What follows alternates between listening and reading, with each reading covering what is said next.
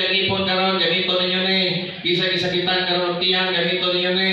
Gisakitan sa dughan, pwede niyo magamit, sakit sa arthritis, kung sa nayo tanan. Simple ra kayo. Atubang mo sa espeho. Pag-atubang niyo sa espeho, pagtuon o katawa. Kung walay bugas, tanawan yung wala isog sa bugas lata. Simple ra kayo. Wagi bugas. Alam, gugol-gugol kang may bugas, magkatabang na sa imo. Ikatawan niya lang nimo. Sakit imong ipon. Nga, ako bang sa espeho? Sakit akong ipon. Murag dito ko to, no? Sakit akong tiyan. Sakit akong tiyan, Ginoo. Gisakitan mo dugan. Parehas sa po na. Arthritis, sakit-sakit na kilakaw. Simple ngayon na. Arthritis ko. Ikatawa na siya. Nga naman mag-eksunan. Kung makatawa ka, di ba kamo karoon na si katawa, giigang mo? Giigang mo, di ba? Giigang mo, sino pumaypay ha? Nga nung giigang mo, kaya at a certain temperature, mulihok ang inyong immune system. Pag init sa inyong lawas, muggawas ng mga sundalo ng igsunan, pangitaon niya, asa tong nagsakit nimo nga ngipon. Din iya ng patyong dito ang ulod nila sa ngipon ko naman dito ay ulod. Kung nagsakit ang imong tiyan, remember 50% sa atong immune system nasa atong tiyan. Ang mga nodes, kaya ba mga lusay-lusay? Nana dire, kay mo rin tigbantay. Wala kay sakit ang tiyan, ikatawa. Ayaw pag sinti ko po, sakit na kong tiyan, mura kag sikat sa nakatanang aray na ko. Pero inyo nang ikatawa mag-eksunan, mo init ang inyong lawas. Pag init yung lawas, ang inyong immune system, mulihog na siya. Unya pangitaon niya, asa tong nagsakit. Pananglitan ang galing inyong arthritis, nagpadayon, mga ko'y lakotan na.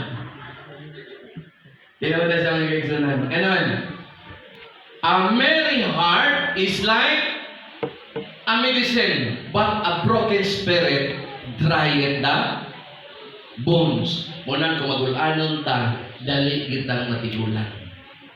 Pero malipayon ta mga keksunan, problema po, kinugay tang matigulan.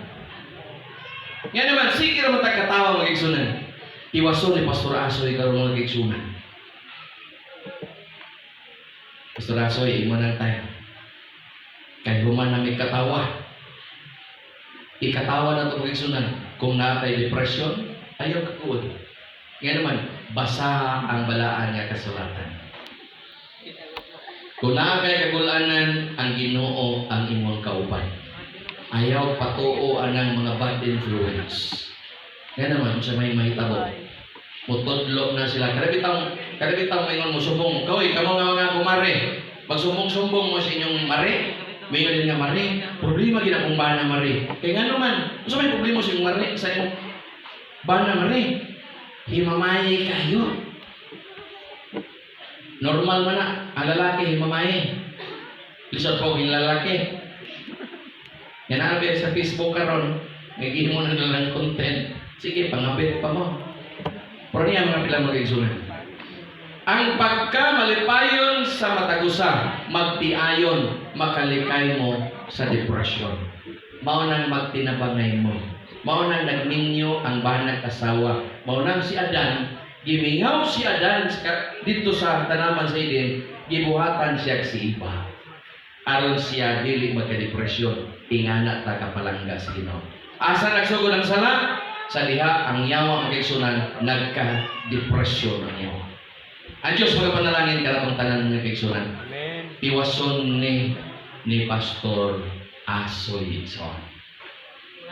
Ugma sa gabi. Inyo naging may baluan. Ugma naging sa gabi. Inyo naging may baluan. Nganong murata o kawakwakon magabi. Kay basin ang ato ang ginikanan po sa unang kawakwakon po. Tinuod mo na. Di gyud nato na malalis. Nganong ingana ang kalibutan nga gipuy-an karon. Salamat sa pastorasyo magdiwas mga kaibigan.